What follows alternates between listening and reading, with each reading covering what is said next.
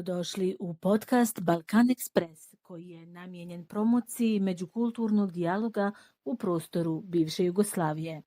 Producent podcasta je Zavod Burja uz podršku Javnog fonda Republike Slovenije za kulturne aktivnosti.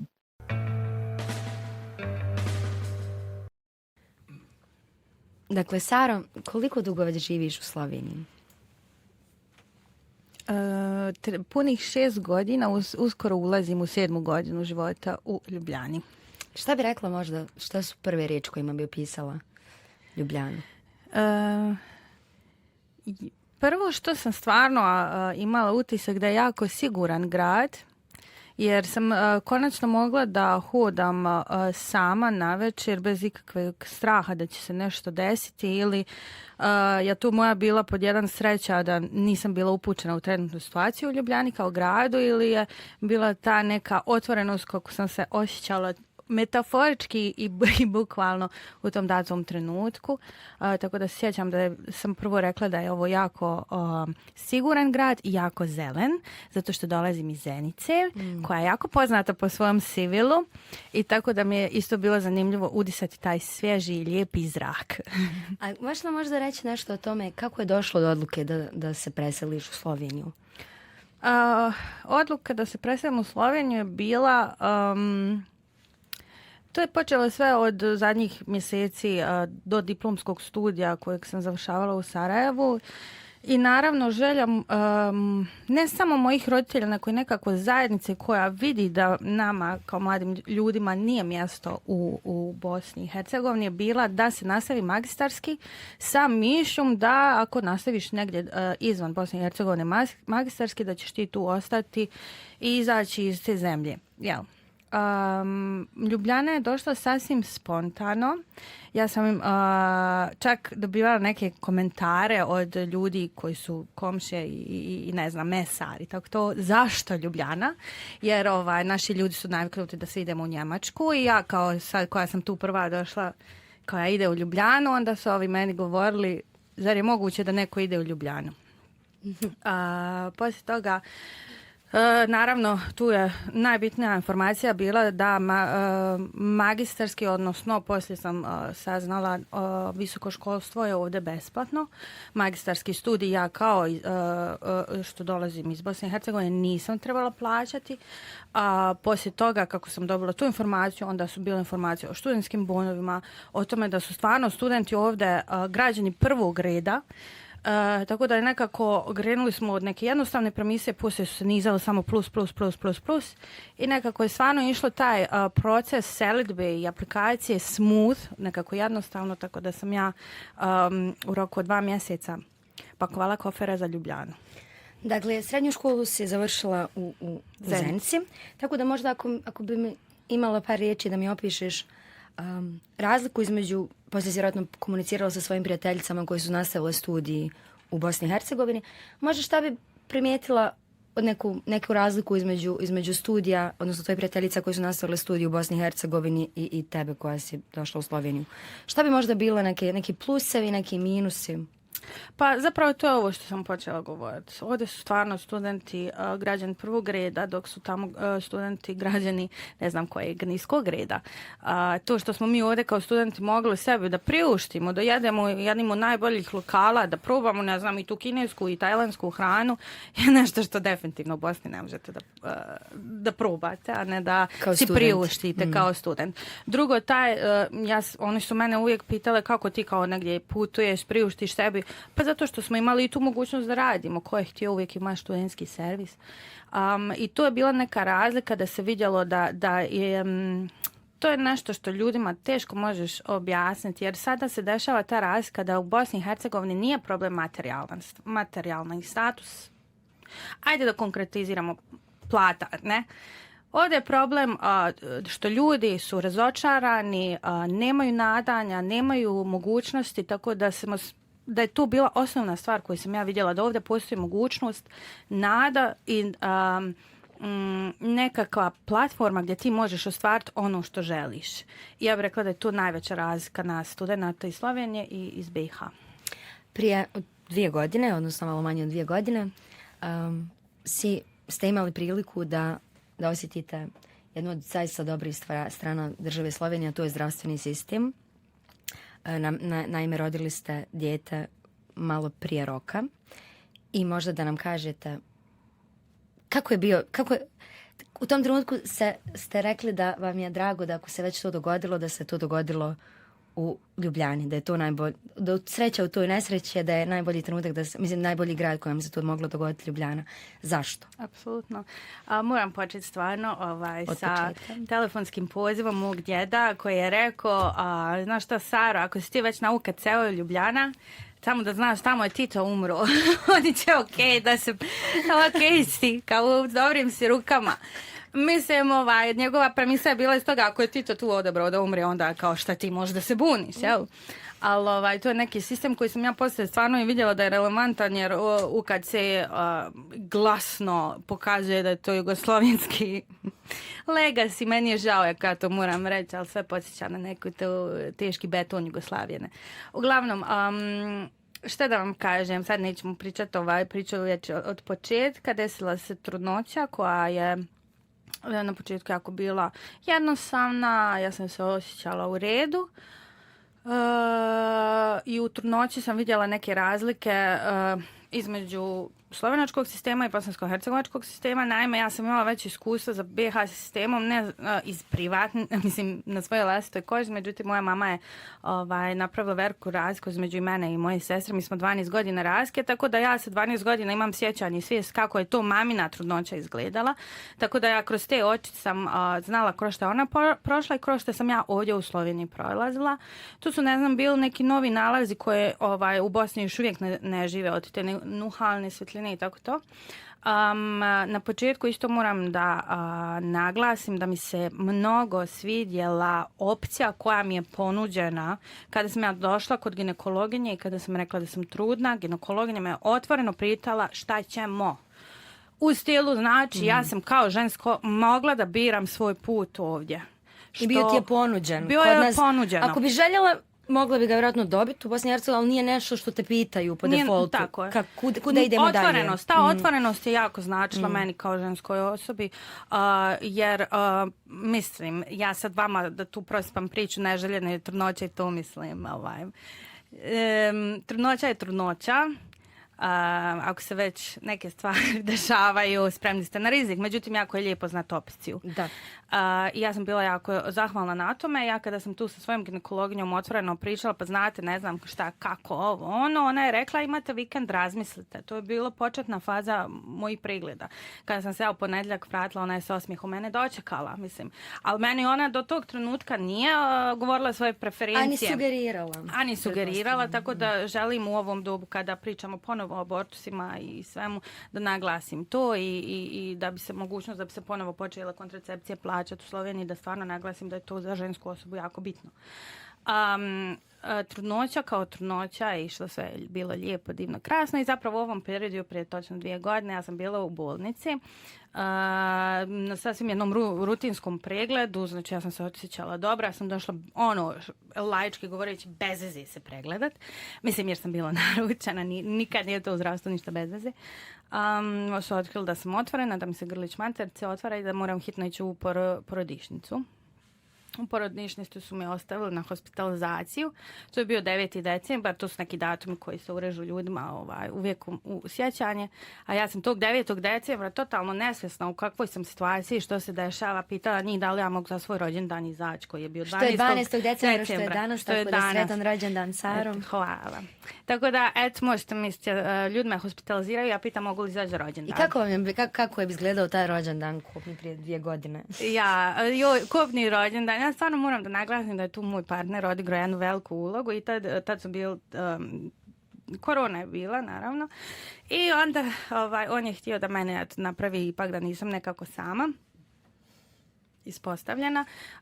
On je njih zvao dole u porodnište, da li oni mogu meni da donesu tortu, da mogu donijeti hranu. On je stvarno imao taj neki BH mentalitet gdje u meni donosio i naranđe, jabuke i kruške, što naravno niko od nas nije znao da ti u ovoj bolnici ovdje, mislim, u KC-u stvarno imaš u redu hranu. Znači, hrana je bila više nego, ja sam bila jako zadovoljna tom hranom. Znači, ljudi su mi održali lekciju kako se zdravo hraniti. I kad treba jesti, znači, ručak je u 12 sati. A doček, ručak i večera ne mogu biti u 5 sati sve odjednom. Tako da, čak kad bila zločesta trudnica. Kad sam se ja poželila da mi fali soli, onda su mi govorili, hoćeš da ti donesemo soli, ali ja sam rekla da smo ovdje na režimu, pustite me. A to su bilo, znači, to se događa u trenutku kad on ne može samo tako ući u porodišnicu. Tako je. Mi smo prvih 7 dana mu je bilo apsolutno zabranjeno da dolazi u vizitu.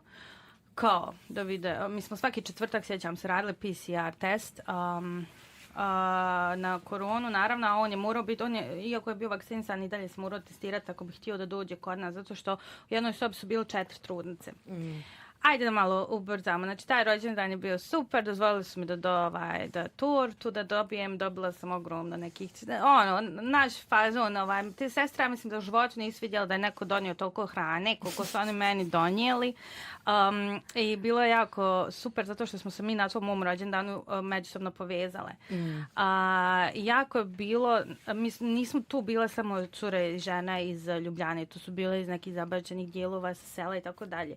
I kad smo mi njima zabačeni dijelova u stilu jako daleko u Sloveniji, ne baš ovdje okolo Ljubljane.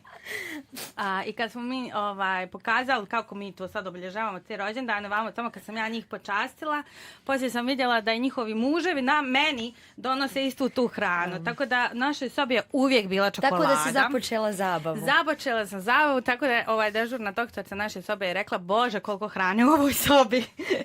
Tako da, eto, malo smo unijeli našeg mentaliteta u tu porodnišnicu. Ali kasnije su te djevojke bile u stvari veoma tebi bitne. Te su djevojke bile moja najveća podrška u svom tom procesu. Svaka čast mojim obitelji, prijateljima, partneru, ali samo one su znale kroz što smo mi prolazile. Samo za njima ste dijelile. Samo sa njima smo mi. Mi smo tu i plakale i smijale se. Naravno, ti kad si u trudnoći, to je nešto što u slovenačkom nema. To je drugo stanje, tačka.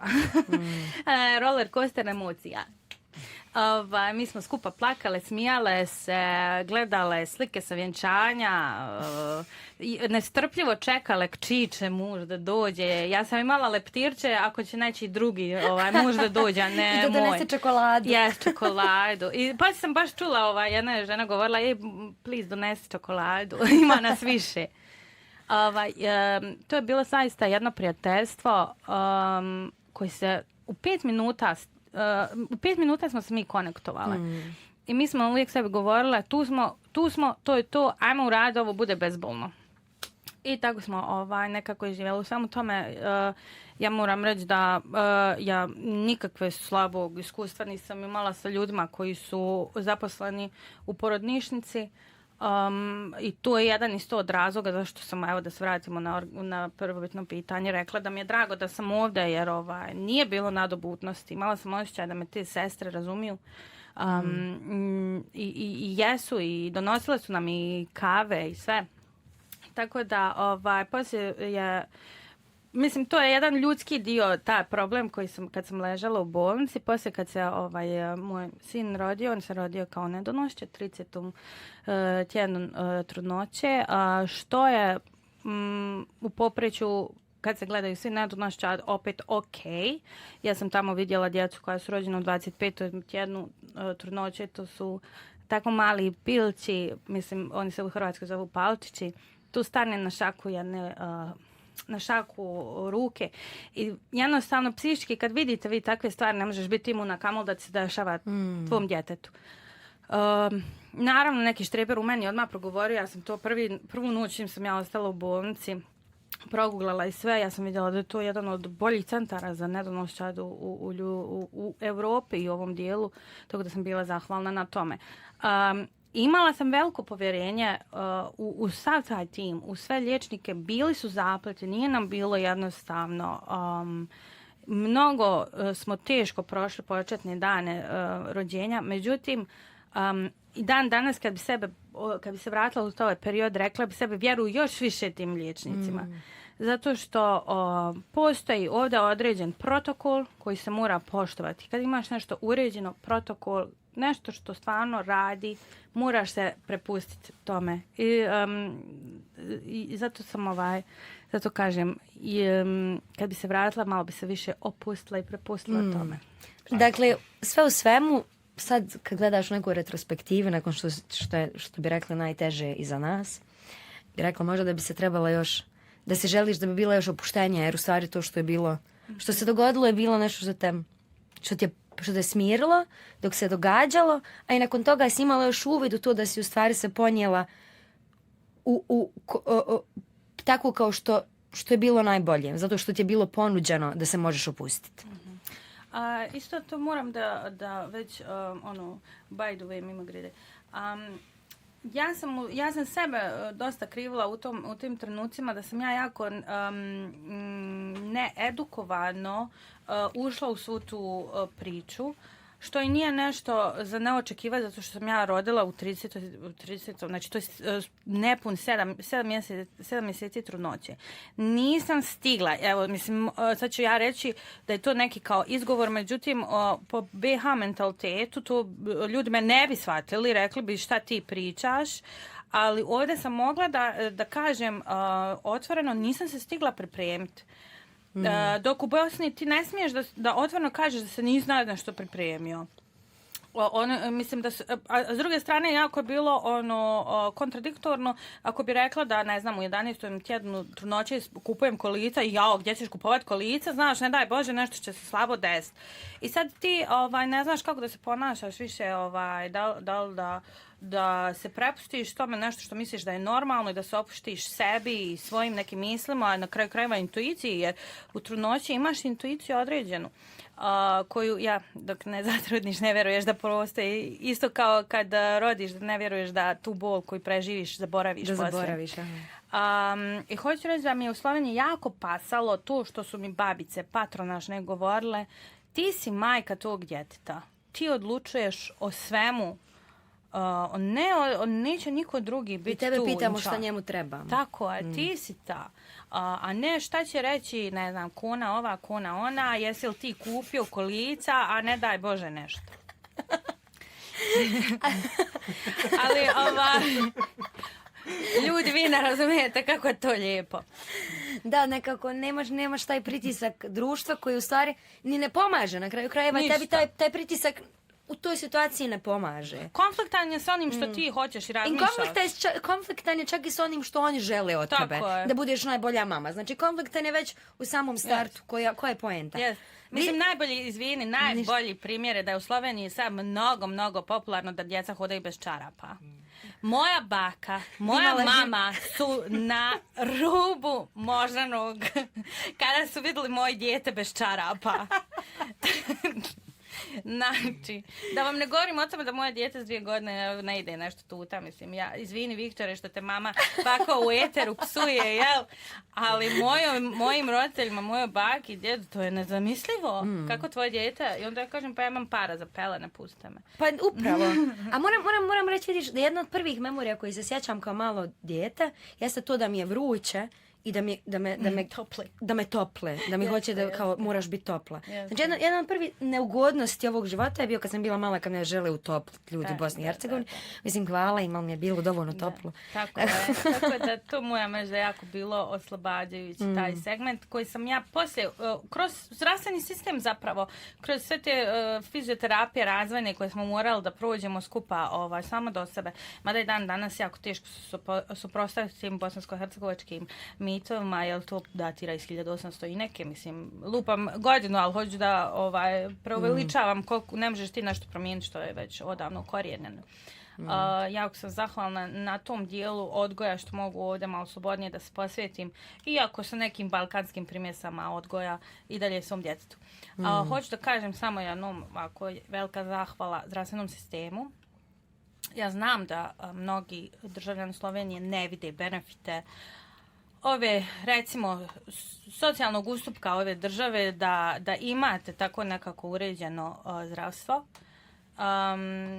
I mnogi se žale na to zdravstvo. Međutim, ja sam samo našla benefita od toga. Mislim, ima svoje minuse, vjerovatno, ali da ima posebno svoje uspoređujući minuse. sa nekim...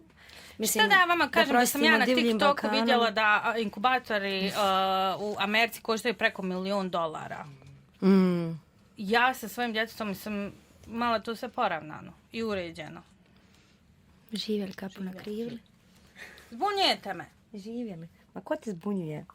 Znači, ne možeš se zatvoriti, ti si najbolji sugovornik na svijetu. Mislim, i kod nas košta toliko, samo država to plaća. Da, apsolutno, to krije. Znači, da, ista je cijena, ali država... Država krije. Još ja sam bila hospitalizirana toliko dugo. Ja sam išla kao pratnja svom djetetu na sva ta liječenja. Iako sam ja spavala na podu, na nekoj fotelji koja se rastegne, bolilo me stvarno sve, tamo moliš sestre i malo neko nešto da ti dadne protiv tableta, ali ta činjenica da si ti sa svojim djetetom te tješi u tom trenutku, to su ti neki porivi bez kojih ne možeš. I da je njima bitno. Mislim, tu što si rekla da možeš osjećati tu neku slobodu o tome i da dalje ti odlučuješ i da su ti dane mnoge mogućnosti. Ja znam da je na tercijalnom sistemu zdravstva jako teško uspostaviti komunikaciju sa pacijentom, jer su i doktori su ljudi, ja sad stvarno pričam floskule, ali ne mogu ni oni da stignu tu količinu. Ja nikad u životu i u porodnišnici i na pedijatričnoj kliniki nisam vidjela prazne sobe, slobodne sobe. Uvijek smo čekali u redu za sprejem, da se idemo na odjel. Sistem je previše preobremenjen, jel? Previše je na sistemu i znači hoću samo da kažem da ljudi koji ne razumiju da to je sistem, a ne ljudi, ne doktori, da malo isto se trebaju edukovati. Mislim, vjerovatno jesu i posebni ljudi, ali mogu se naći zato što je sistem. Treba biti zahvalan prije svega. Znači, ja uvijek govorim šta ja sad trebam da kažem. U Bosni i Hercegovini ljudi se ne operišu, nema anestezije. Pao tender. I takve gluposti. Ovdje to nećeš doživjeti. Da. Ja. A dosta je važno, posebno kad se nađeš u situaciji gdje... Tako je. Jer ti si u emotivnom stanju kojem ne možeš objasniti nekim ljudima. I sad još treba da ti nešto padne tender ili takva neka priča koja je apsurdna. Recimo glavna isto odlika, razlika sistema između BiH. Da nećeš ni čut neke floskule koje... Mada to sve s te legacy socijalnih politika, jel? Naravno. Socijalizma. Prava drugog reda. Tako je. I ovo sad što kruži, kako je Golub rekao, kao pomozi mi kao za poreze. Ako bi smanjili poreze, trošili bi pare na neke druge gluposti. Tako da ja smatram da sam on jako ružno izjasnio, jer ja sam takva, vidim da... Osim toga, nešto sam u zdravstvu dobro prošla, nego i školstvo je bilo besplatno. Da. To ne treba zaboraviti. I kako bi možda, kad smo se malo vratile nazad, šta ti se čini da... Šta bi rekla za svoj magistarski, godinu magistarskog, jedna godina, ali tako je jedna godina plus je pisao magistarski, to je ovo laički govor. I kako ti je bilo tada, mislim? Tada jer i tu se isto tako vidi, mislim, i tu se vidjelo razlika između naših kolega koji su studirali u Sarajevu, u Zenici, gdje god. Pa, jer nekako... Ne znam na koji me mlin vodiš, ali bilo je razlike u stilu da smo se mi malo i tad formirali. Što da ti kažem, ja sam odmah tad vidjela da ja sam glasnija od svih ljudi, da puno više pričam nego što bi trebala. Također, osim što puno više pričam stvari koje su moje osobne i privatne, to je nešto što te Slovenija uči. Ne treba svako da zna tvoje baš najprivatnije stvari. Ali dobro, ali isto tako lijepo jest, ali ja svaki put kad dođem kod roditelja u Zenicu iznenadim se koliko su naši ljudi otvoreni sa nekim informacijama koje ti kao spoljni igrač ostavite zatečenim, ne znam što da kažeš, šta reagovat. Jel se tu priča da bi se pričalo? Da, a sada nekako si u svom životu u nekoj novoj eri, recimo, je sad opet nekako možemo pohvaliti slovenački sistem i u vezi vrtića. Jel tako, sada Viktor pošao je u vrtić, sad malo ide, malo ne ide, jer naravno dječje bolesti. O Bože. Ali... To je isto jedan dio roditeljstva koji te ne pripremi. Znači, dijete mi je donijelo u kuću sve, osim groznice subotnje večeri. Ali dobro što je donijelo nama, nego što smo, bilo je stvarno incident kad sam ja sa longetom dobila njegov taj stomačni virus i trčala tamo s longetom gore dole. Dobro, nemoj ovo puštati u eter. A puštat ćemo eter šuti. Prejako je. Dobro, stvarno, ljudi, edukujte se koje bolesti vrtičke postoje. Ne mora se približavati. Pa znači, ovo je stvarno bio naglas. Zato što moje djete i danas odlučilo biti bolesno. Pa dobro, nije baš možda odlučilo. Boga me odlučio. Ja moram sad reći da će ovaj podcast biti također pripremljen u nešto kraćoj formi i za emisiju Sami naši na prvom programu Radija Televizije Slovenije. Saro, hvala što si bila sa nama. Da. Možda to sad sve što sam ja imala ideju da pitam, ali ako se ti još nečeg sjetiš što bi željela da dodaš, ili stvar bilo kakva rezimacija. Dobro, već ako smo završili sa vrtićama, želim da stvarno pohvalim naše uzgojiteljce i tete koje se jako trude u ovom prazničnom vremenu. Pravimo ukrase, čestitke. Jesi dobila već neki ukras za mamu? Jesam! Vidim trud uzgojiteljce, vidim da vam je stalo i meni ste jako isto tako uljepšali ovaj Sigi decembar. Hvala.